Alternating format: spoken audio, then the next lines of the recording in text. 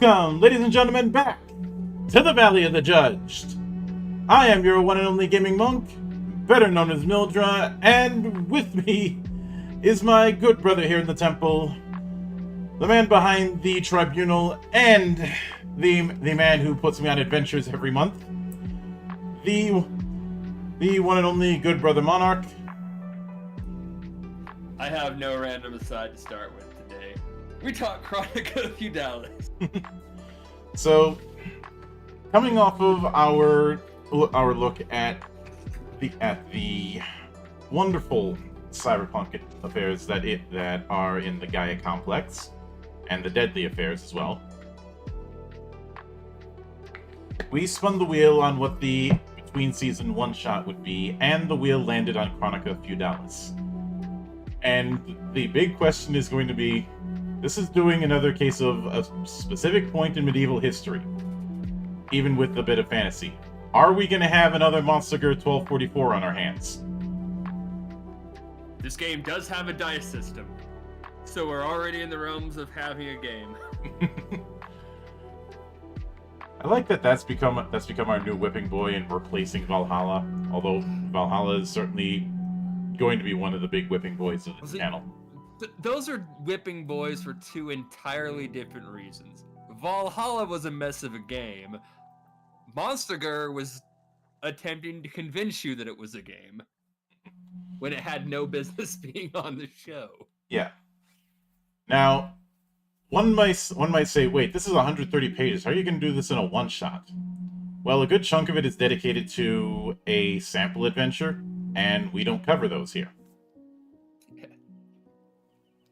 Plus, as I've learned over the years doing this, page counts can be deceiving. You know, you can have something that seems like it has a really massive page count, but because it uses a lot of abstraction, it really isn't. Like, say, Mork Borg. The book's got a large page count, but the actual crunch, not so much. Yeah. And this one, even like the first few pages, we just got like notes from translators. Kind of just a setup to the setting, and a quick rundown of what you need. And yeah. So the only thing about that we'll really probably cover is what is the step dice system. Yeah. So first things first, I need to check the back end. And do we have a index? Yes, we do. Okay. Index, nice appendixes. Decent enough bookmarks for the sidebar. Yep, so let me see. Let me double check. Do we have bookmarks? We not only have bookmarks, we have bookmarks properly organized. Let's see. When? I mean, this is depressingly low a bar as that is. It's nice to have it here. Well, especially since this came out in 2009. I'm pretty sure we've covered out books that come out after this with worse organization and were much bigger. But, of course, just before the forward by the translator, we have a nice little map of Ireland and Britain circa 1150 AD.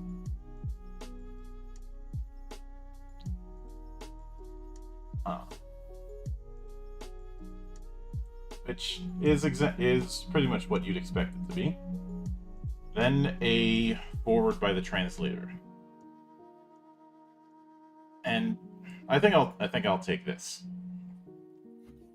But I found the first fragment on a trip to England in January of 2005. I was in Oxford, and this thing that could only be described as scrap stood out to me amongst all the other scraps of parchment a colleague was showing to me. It was the word imaginaire that caught my eye.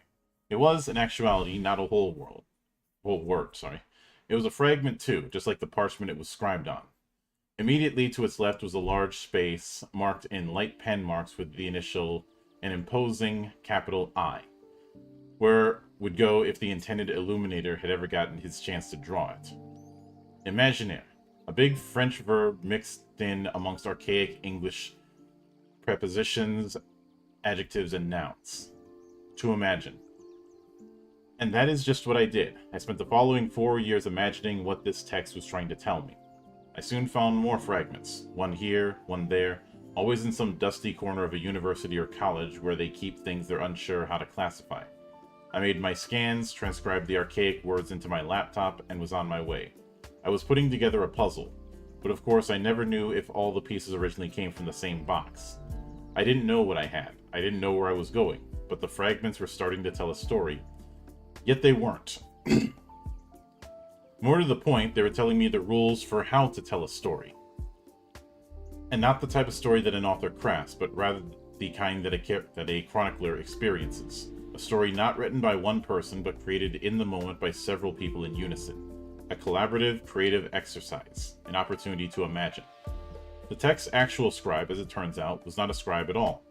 He was a cellarer, managing the food stores for a priory in England. Oh, and thank you, Baydup, for joining the temple. Hope you enjoy the madness. I'm gonna move that.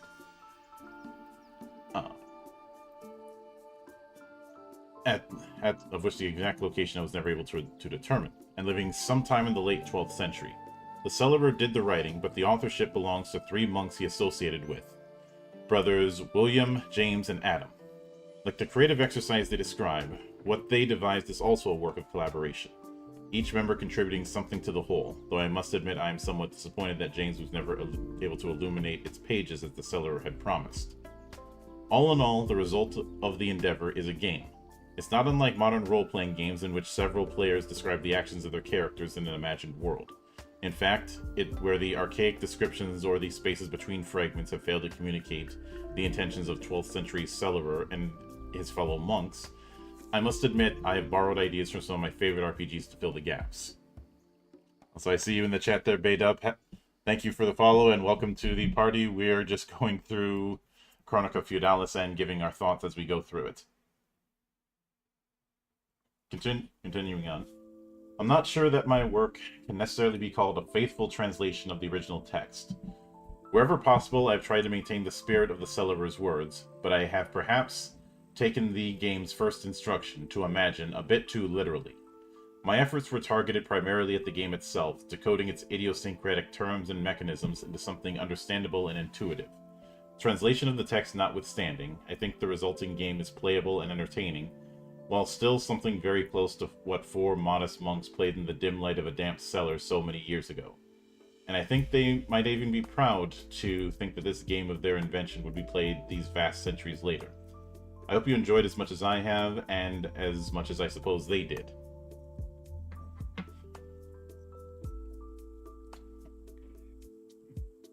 So we have another... This is an interesting note. Like, is this favored or forward by the translator just entirely fictional, or is this something he'd actually found? I think it's a little of column A and a little of column B. Yeah. I wonder if it's gonna clarify, like, what of this is what he used to fill the gaps and what was just part of the actual game.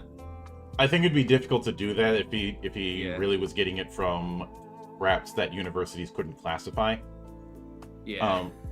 In a roundabout way, as odd as this may sound, it kind of reminds me of some of the stories that Miyazaki would tell regarding his inspirations for how he handles storytelling with the Souls games. That it came from him reading these books that his father had in his office that were in English and he couldn't understand it, but he would abstractly piece things together.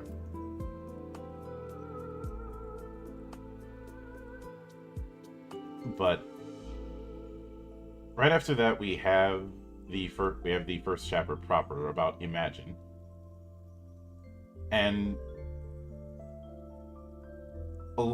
the way that this part is written definitely feels like it is a translated version of something that was written several hundred years ago.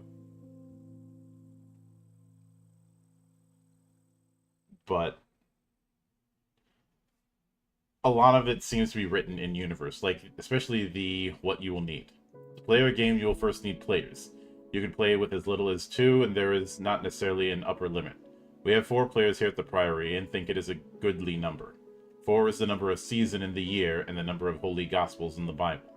5 or 7 would probably work just as well, being holy numbers, but we cannot recommend having 6 players. Then it's going into, the role of the game master, the importance of the different die, and this is going to be a game that's using multiple die sizes, hence the step die system. And effectively, smaller the dice, weaker the ability. Mm-hmm. So D4 is the weakest, D12 the pinnacle of human ability, D20 used for anything that's more than what you would expect a human to do. Yep. So then we have playing characters, and I'll let you take that part. So as mentioned earlier, those players who are not the GM portray particular characters called protagonists. The narrative is created by our The narrative that is created by our gameplay is concerned with the decisions and actions of our characters. The GM's characters, in turn, are called mentors, those who train and aid the protagonist. Antagonists, those who challenge. Agents, loyal servants of the protagonist and antagonists. And finally, the simple, villagers, faceless crowds. You can describe your character using many sorts of literary or practical methods, but William has decided on a certain set of descriptors and numbers that define each character in terms of the rules of the game. Specifically, these are skills, tools, aspects, and backgrounds. Characters also have ardor points and vigor points. Skills are the particular abilities that Brother William has specifically designated while crafting this game. I promise to compile a list of them in the following chapter and include a description of each. Suffice it to say, if you want to make a daring leap, use a skill called Dash. If you intend to impress a pretty courier, you may use Entice. Excuse me. So a character with a boat skill ranked in, say, a D4 is a novice at sea and untrained, a D6 confident at the task, and D8 an expert. The character with a boat skill, a D10 is a veteran, and a D12 is the pinnacle of mastery. No woman or man has a skill ranked higher than D12. The D20 is reserved only for God's creatures that have been blessed with some gift beyond man. There are the tools. Mm-hmm. Gear with a ranking from D4 to D20. We got aspects, which are abilities that you devise and describe for yourself. They handle all those things that William's meager list of skills cannot. Aspects may be talents, flaws, beliefs, disfigurements, specializations, or phobias.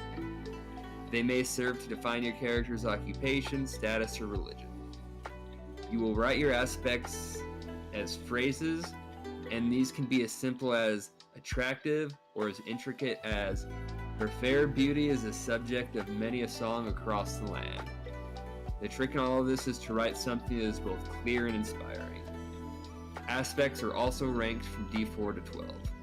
We will go over later how an aspect can be invoked. And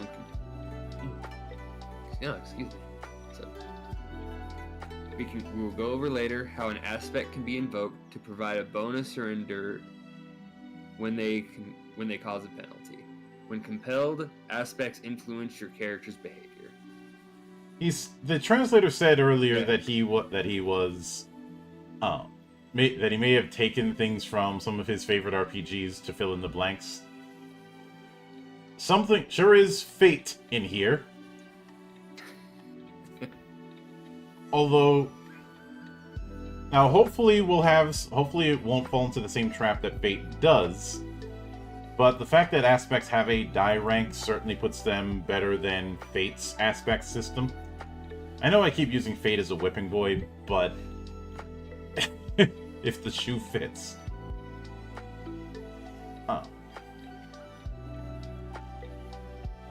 So I do want to read the translator's note here. Yeah.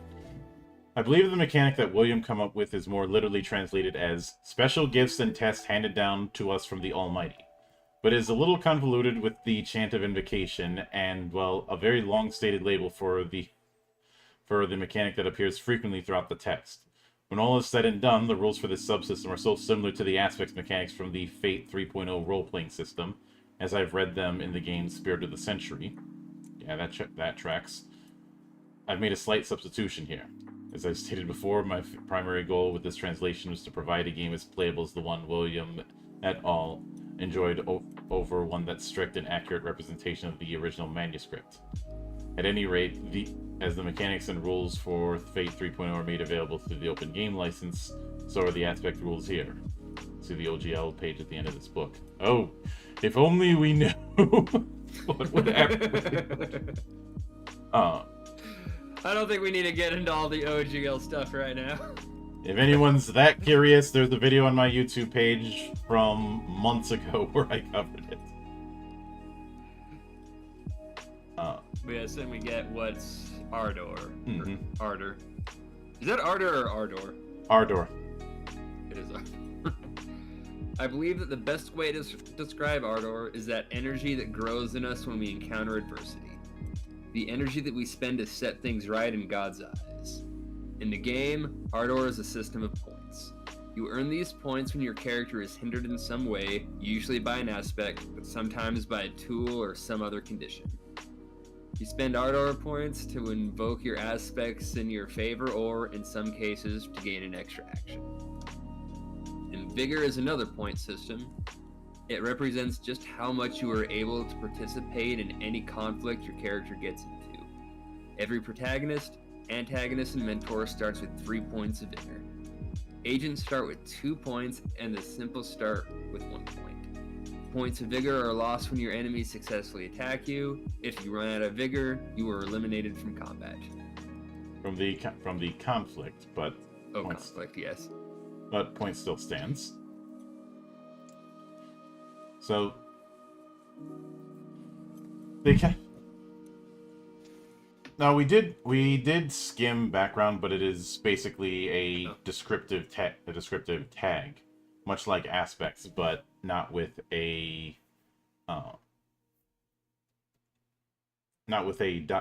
dice. It's for things that are too minor to be aspects. Which, once again, I really hope where the line is established is brought up later in the book. But then we get taking action.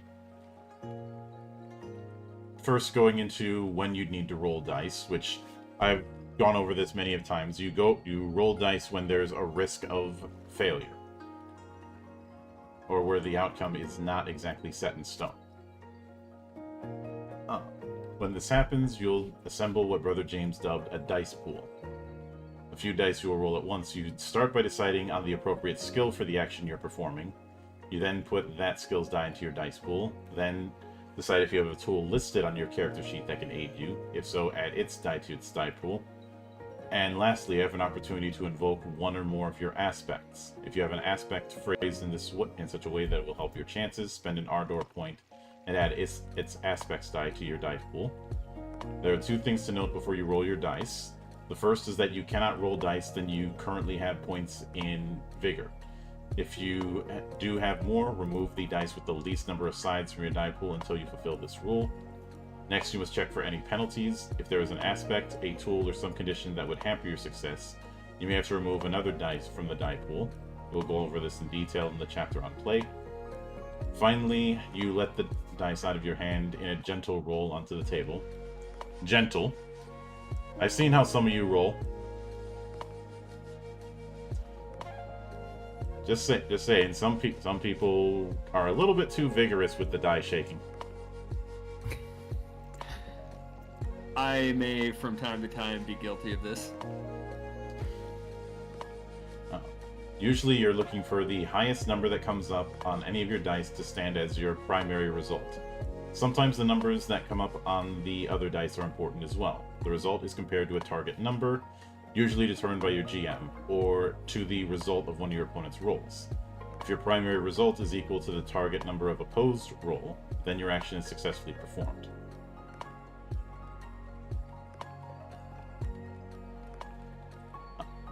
So it is basically a roll high system. And although it's calling it a dice pool, based on how they're describing it, the highest amount of die that you could potentially roll with this is 3. It also looks like there's not going to be +1, -1 modifiers to the totals, but rather modifiers to how many die you end up rolling. But after that goes into fighting enemies, basically our conflict scenes, and going into the intention is to win stakes. When you win one of these rolls, you reduce your opponent's vigor. When that foe has lost all his vigor points, he is eliminated from the conflict. Then it goes into making scenes, which in this kind of thing, vigor points are refreshed. So it's so as tempting as it would be to say that vigor is the equivalent to HP or wounds, it is to a point, it seems. You lose them easy and you get them back easy, but losing them has significant consequences. But it's clear that conflict scenes are not meant to last all that long. Because as pointed out earlier, you have 3 vigor points. Mm-hmm. It is not a lot. Yep. So then we have the second chapter, which is all about character creation. Or rather, what they refer to as protagonists, which certainly makes sense. So the first thing that you have to do is choose 3 mentors. This is going to determine your starting equipment and your starting skills. And mentors, I guess you could say the mentors are your equivalent of classes or profession. As we have Archer, Artisan, Courtier, Doctor, Guard, Hunter, Knight, Merchant, Minstrel, Monk, Nun, Outlaw, Peasant, Priest, Sailor, Soldier, and Thief. You effectively are cobbling together a class out of 3 of these. Yeah. Why do I feel called out?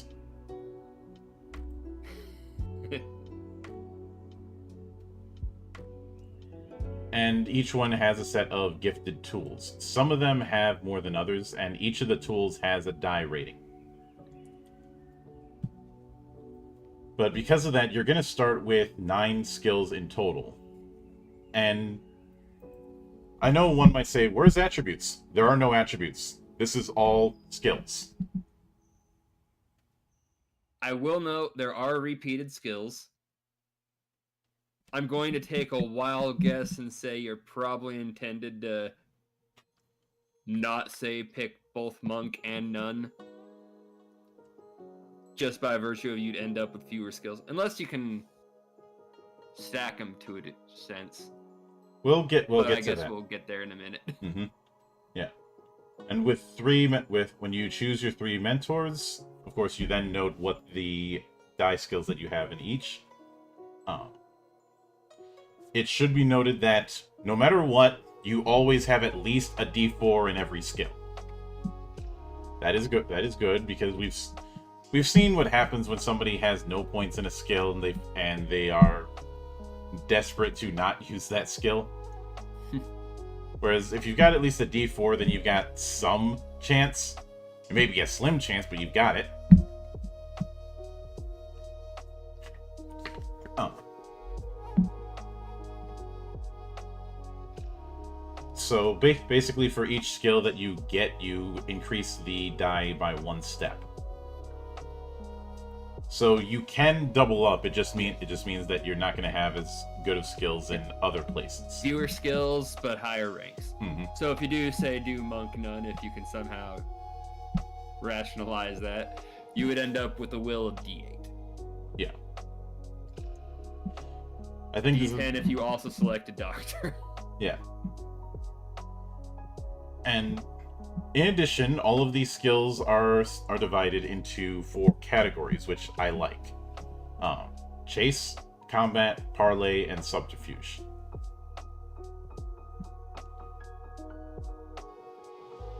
And then that we have a bit of an example for a nun character that Brother Adam is playing. And one more for Brother James's Outlaws, and one more for the writer's Knight. Then you determine tools, which is self-explanatory. You look at what the provided tools from your mentors are, and you put that on the tools list along with the requisite die. Everyone also starts. I do want to say one thing real quick about these, like just a example character skills list. Mm-hmm. There is a pattern to how they did it with each character, where they really only doubled up on one skill, so they ended up with 8 skills at a D6, 1 at a D8. I kind of like that because it at least shows the general idea of what you want to do when picking your three mentors. Mm-hmm. Obviously, you can do it a bit differently and do like a full selection. It's going to give you 9 skills at D6, but 8 with 1 at D8 seems to be the idea. Yeah. Which I do like that you have that guidance Mm-hmm. for people who are just starting. Yeah. Anyway, in addition to the tools you get from your mentors, everybody starts with a tool called a purse at D4. Basically, your cash on hand. This is akin to a number of dots in resources that you'd have in a World of Darkness game. And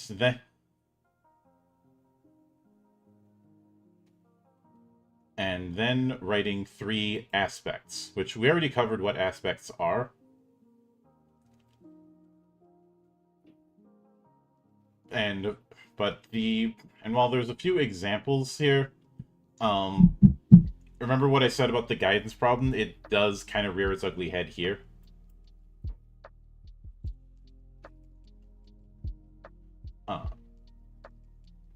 We do have a full page of example aspects and backgrounds a couple pages down. Which is nice, but I'd like that to not be like aspects and backgrounds on the same list, because I'm not entirely sure which one of these are supposed to go with what. Yeah, it could be either, but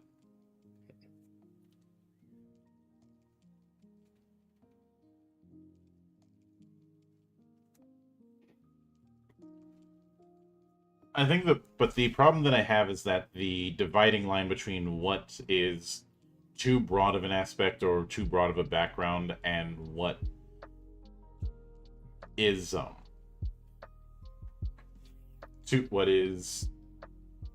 the dividing line between aspects and backgrounds, that's not established.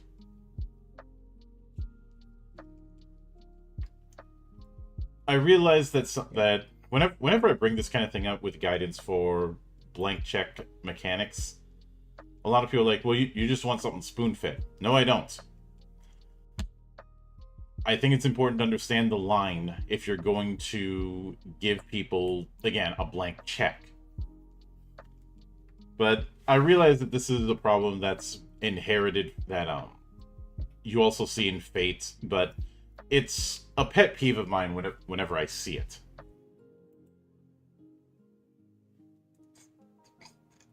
Let's see, then we have the basic assumptions. Given the time you live, first, you're a Christian. Second, you're of the peasantry. Third, you're healthy. Fourth, you speak 1 language.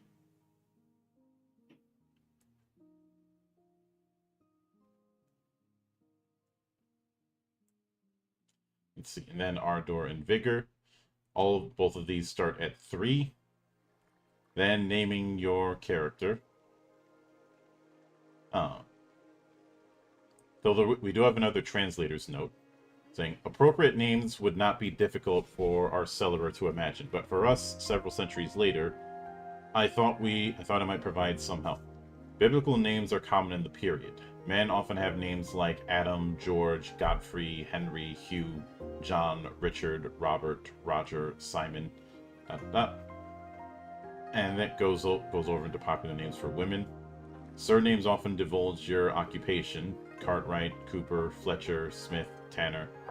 The place you are from: Anjo, Bakersville, York. A feature you lived near: Atwell, Hill, Wood, or your father's name: Fitzwilliam, McDonald, O'Grady, so on and so forth.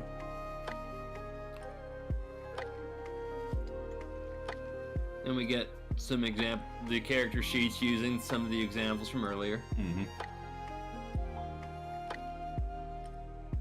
It's annoying how they just looking at them sideways like this, but I actually think the sheets themselves are quite nice. And with this, you can see that there's quite a few skills, but this is one of those cases where it's a one-page character sheet that can easily stay a one-page character sheet. Yeah.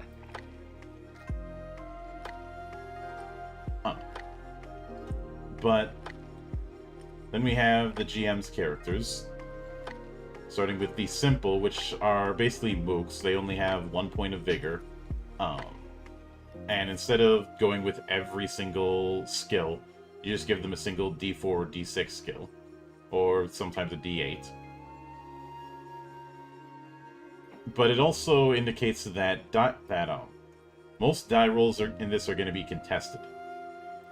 Let's see, agents are a step above simple. Your lieutenant kind of characters, bodyguards, captains, spies, and hangers-on. They typically have 2 points of vigor, but are also represented by they're not represented by 1 die, but rather 1 die for each category. Again, chase, combat, parley, and subterfuge. Of course, mentors are more fully thought out.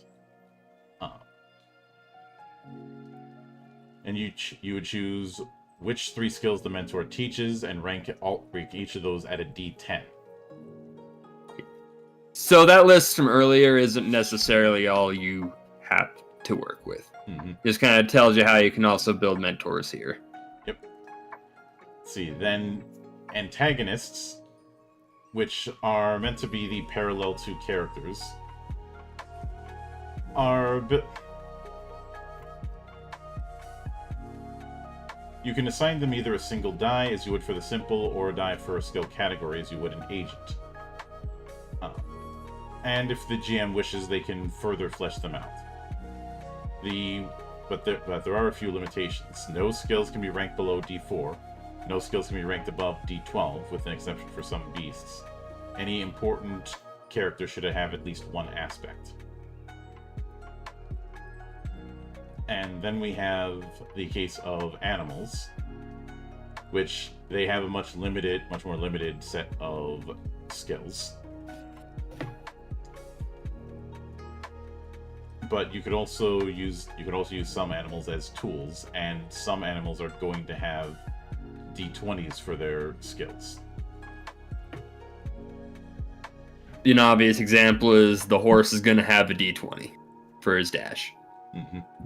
Much faster than the man. Yeah, and I do like that he says, or a squirrel's reflex skill as well, saying, "I can never catch the blasted things." Or, if I encounter a bear in the woods, God help me, it will assuredly have a brawl ranked at D20. There haven't exactly been many comedic lines in this book so far, but those are good. But then we have the proper skill list, and I do like that each one has an associated tool and a die size for that tool. Like, for example, with aim, that's obviously for ranged attacks. D4 could be something like a throwing knife, whereas D10 is a crossbow.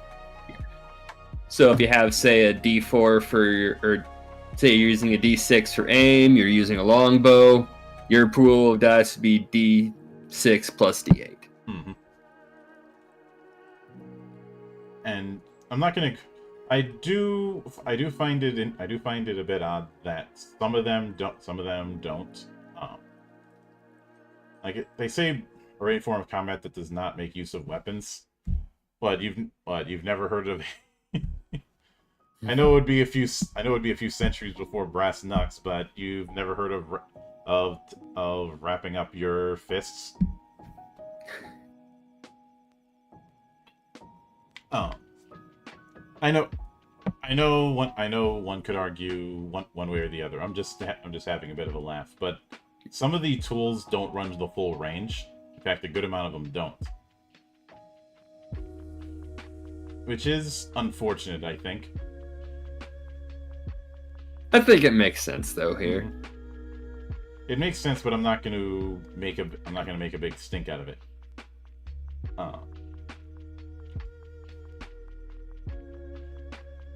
And after that, we have the play part, i.e., playing the damn game, starting with beginning a session, going into the trailer part, as I've called it in the Mega 10 coverage that I've been doing. Then it goes into setting scenes. This is one of those things that I'm kind of skipping because it's not very specific to this game. Though they do bring up the idea of aspects of scenes, which is something that is in the vein of Fate. But again, you actually have a die for it. Though to that end, I kind of wish there was a bit of guidance on what degree, what die would be best associated with. Yeah. The big thing I'm kind of glancing through and looking for is there a bit more guidance on like when you're going to apply one of your aspects and how broad they can actually be? Mm-hmm.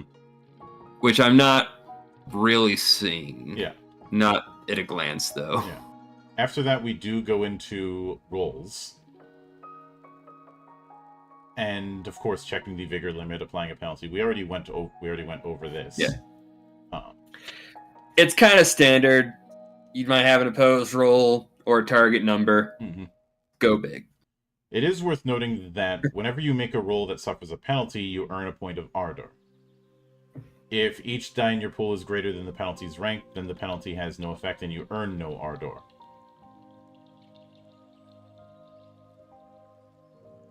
And then we have the fact that there are some rolls that are going to be standard target numbers, some that are going to be dynamic, and some that are going to be opposed. And apparently the standard TN is 4. I kind of wish I knew what the target numbers would be for higher challenges. If something's going to be a little bit harder than a 4, what should it be modified to? Okay. And I will note, because I don't know if this specifically was covered, you do spend Ardor to invoke an aspect. Mm-hmm. So you don't just get to apply your aspect, you need to spend Ardor to apply it. That does lead me to think that it can be a lot broader in how much you can apply each of your aspects to. At least I think it's intended to be somewhat broad just because you do have a currency you have to spend to activate it. Mm-hmm. And of course, opposed rolls, which is what you'd expect. Yeah. Then we have dangers, which is going to take the form of consequences, either conditions or injuries.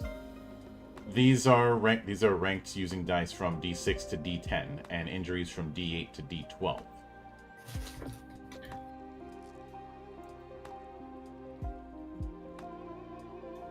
And the injuries are usually a result of conflict, so they'll be discussed later. Obviously, once the pool has been assembled and any penalty has been accounted for, roll the dice. It says do not roll them, do not throw them. If we apply too much force, the little objects go right off the table's edge, and we're all soon on our hands and knees looking for the tiny things amongst the crates and caskets in this cellar where we play.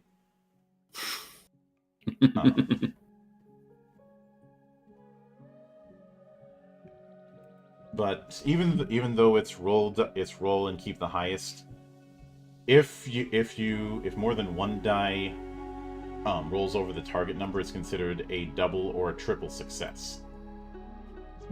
So this is where you get your yes and kind of effects.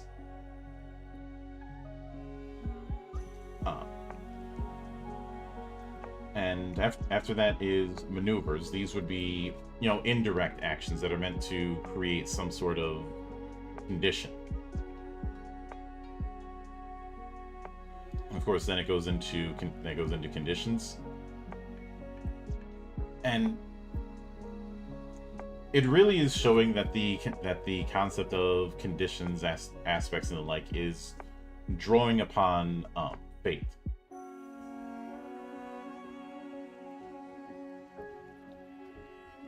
And of course, conditions last until you try and make a maneuver to get rid of them, which is where the die would be used in that kind of situation. And of course, with aspects, we already talked about invoking, enduring, and compelling. But there's also substituting, i.e. substituting a skill for an aspect, which can be done, but since you're using an aspect, it is going to take a point of Ardor. Actually, no, I have to take that back. Using this aspect's die to start your die pool is free, and may even invoke additional aspects if they are applicable. But then we have tools, which are going to be working in somewhat similar to aspects, but the die is more or less set. We had that little list earlier, Mm-hmm. where it just showed you exactly what each tool would give you. Yep.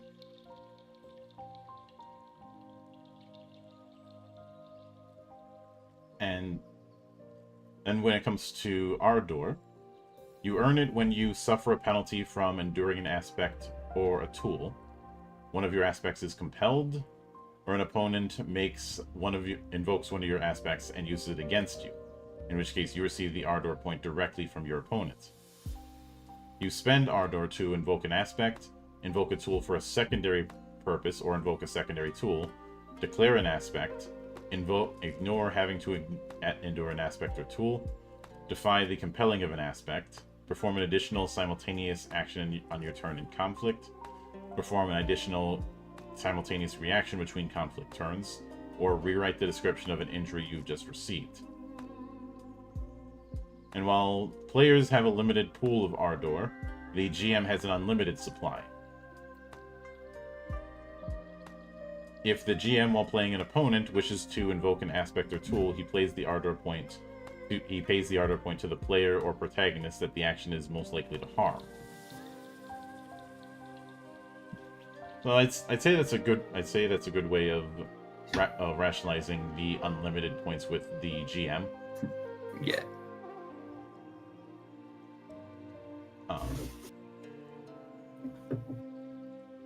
Then we get into sorcery and witchcraft, starting with curses, which is a will check.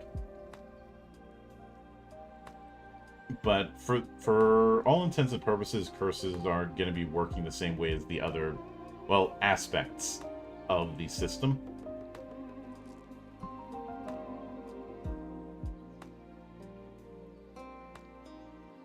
But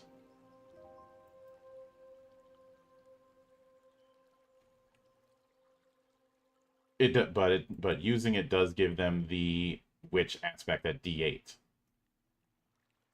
But then we have disease and sickness, which is going to work in is more of a narrative tool than anything else. Otherwise, you can just have it as a condition. And then advancement. To advance the rank of a skill, there are 3 elements that are required: training, experience, and learning. Training is, you need to have somebody who can train you. And it's for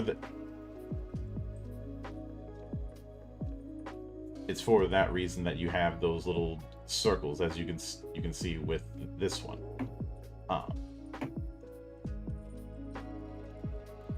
And training on your own, you would mark it in that skill circle as an S. And once you've chosen a skill that's in training, you should now attempt to use it. You gain experience by using the skill in play. And at the end of a scene, you make a learning roll in which you've used your in-training marked skill. It doesn't matter how many times you used it or whether you successful or failed. When you make a learning roll, you roll the in-training skills die, and if you had training from a mentor, you roll the rank of your mentor's skill. Your target number is equal to the number of sides on the die of your skill's current rank. If you're trying to advance a skill now ranked at 6, you need to roll a 6 or higher. If you're successful, your skill rank increases by 1 step. I feel like this is a little bit unwieldy. Like, I see what it's trying to do, but the extra step of needing to determine if you're self-training or training through a mentor, it would also require you to actually note what skills a mentor can train you in. Yeah. And how skilled he is in those. And that might be a bit of an ask, since it may be asking the GM to come up with those skill ranges themselves.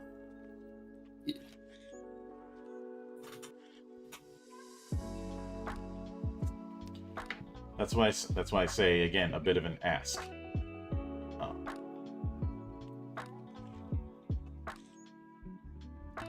And beyond that, we do have conflict, going into setting the stage with some of the stuff we've covered previously.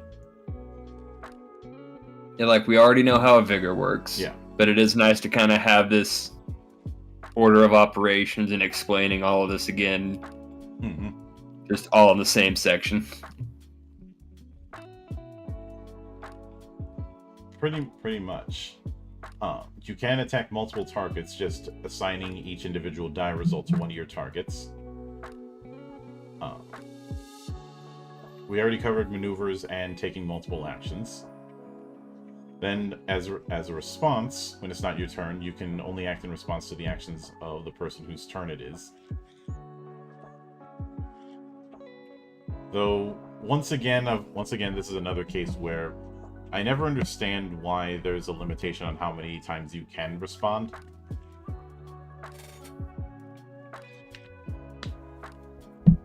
But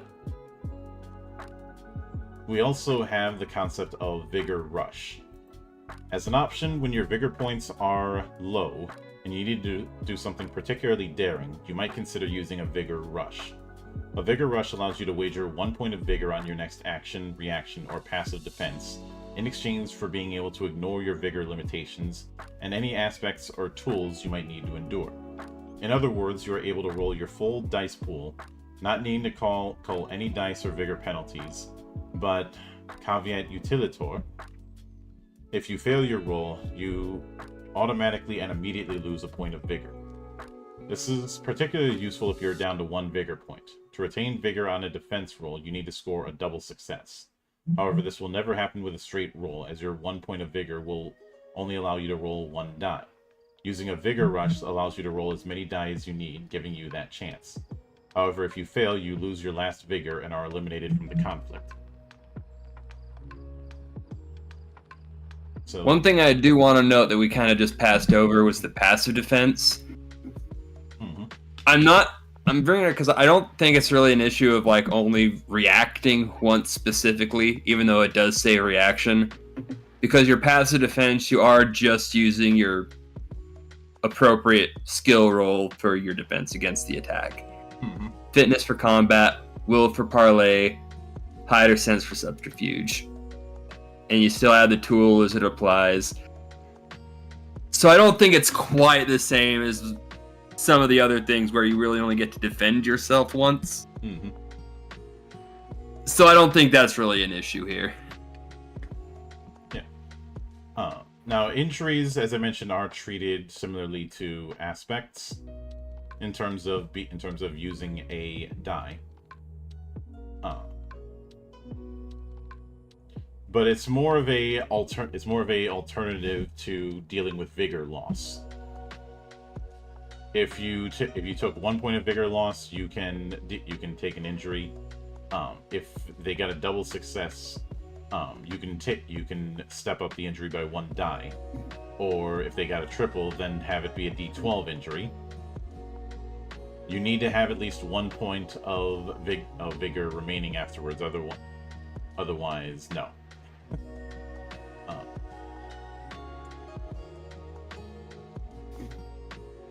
And then it goes into, resolving conflict, going into combat, which we kind of already went through. Yeah. It feels like there's a bit of doubling and tripling up.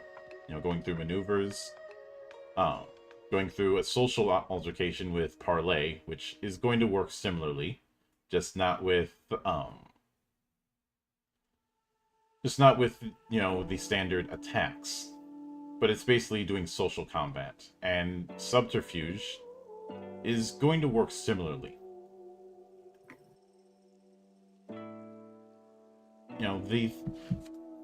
The skill categories are all going to work similarly when it comes to conflict. It's just a matter of what skills you're going to be using and context. But there is some guidance when it comes to maneuvers. And after that is the Explore chapter, where we get a look at 12th century Europe as the starting thing. But this is where it goes into the setting material. And honestly, when it comes to that is in the category of fluff. So that's something that I would end up skipping for the purpose of this, and simply instead going into the appendices.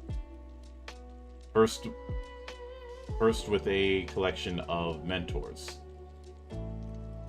which I suppose alleviates the issue that I had earlier, but not as much as I would have liked.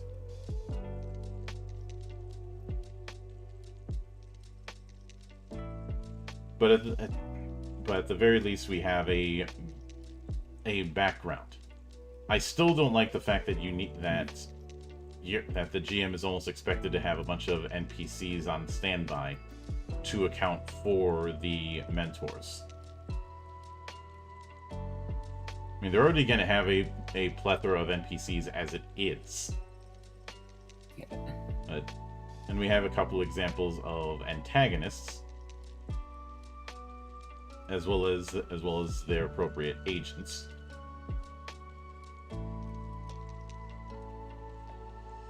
And then an appendix on animals. As you can see, some of them have the full list of. Each of them has a full gamut of skills, and some of them have only one skill. Okay. I don't know why this is making me laugh. I looked at the antagonist, and on one of their aspects, as an example of what that can be, pregnant.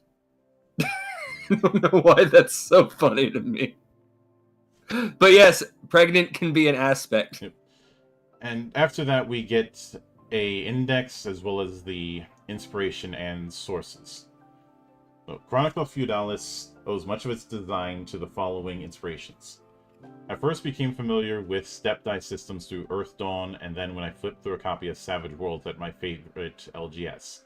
I wouldn't play and grow to love Savage Worlds until much later, so my first actual play experience using various sized dice to represent character abilities was Vincent Baker's Dogs in the Vineyard, and soon afterwards, John Harper's Aegon.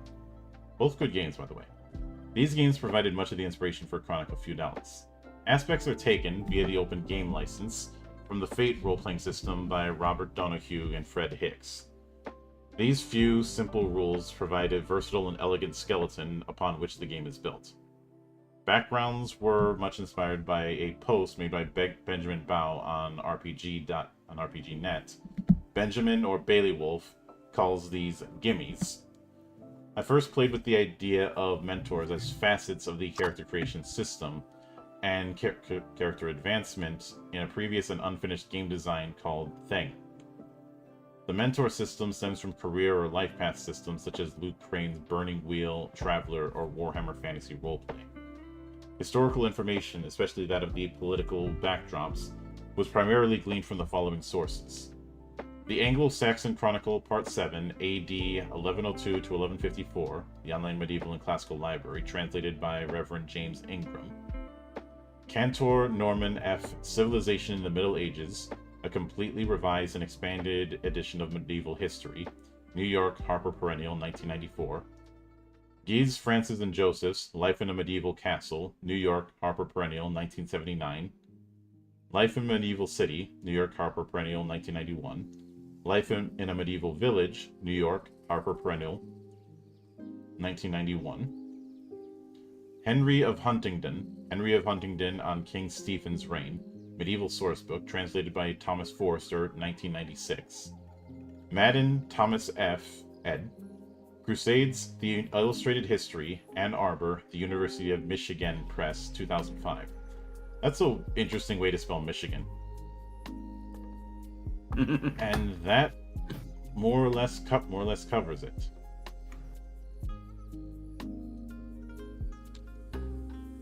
So,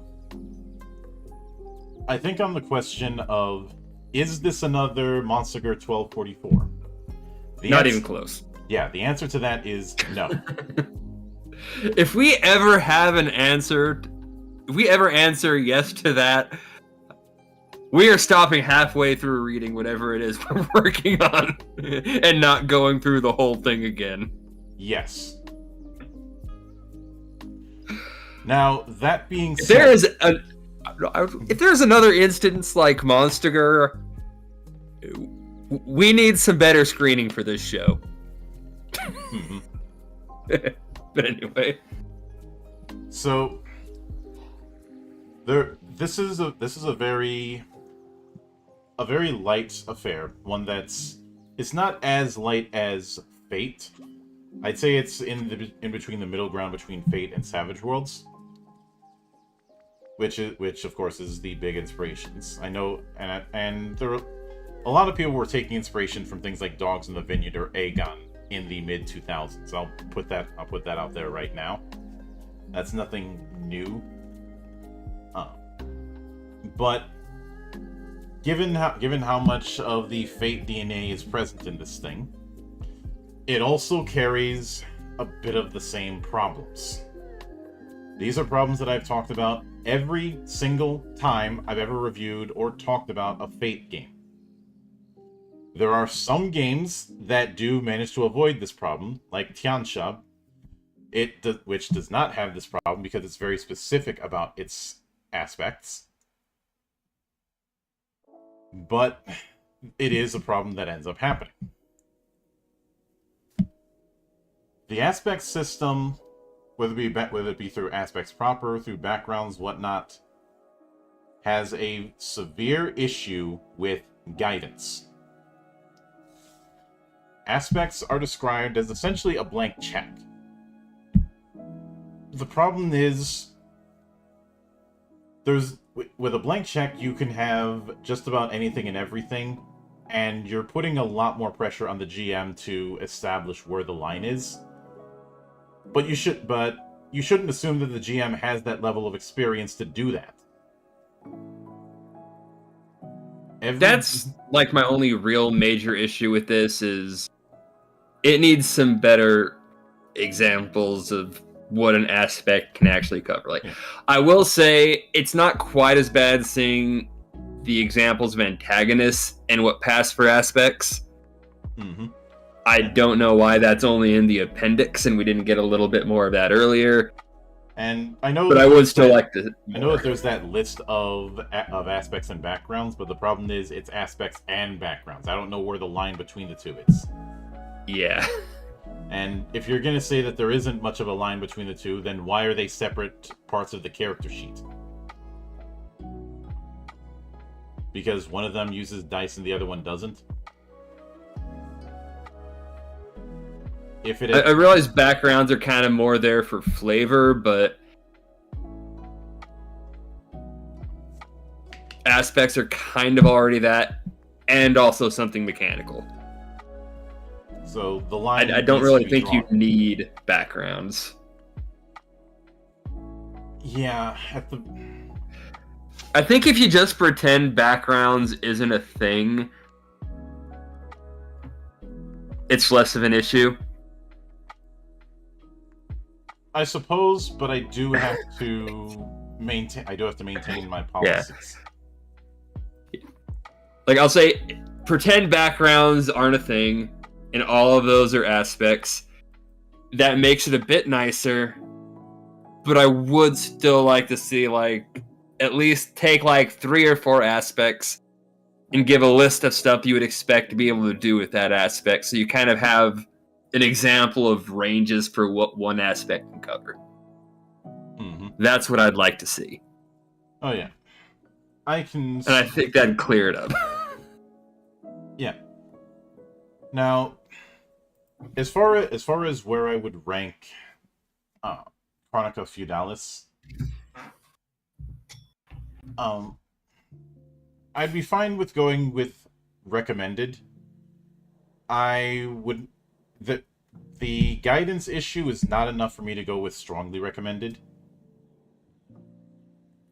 Like, if that got fixed, I would definitely put it as that. If you want a crunch light medieval fantasy, this is definitely going to be more for history buffs than people who just want to do medieval high fantasy. Yeah. I'd put it about the same spot, I think. Mm-hmm. That said, there is something I really kind of like about this, and this is me kind of granting the story about finding these weird little rules to some game these people ages ago played.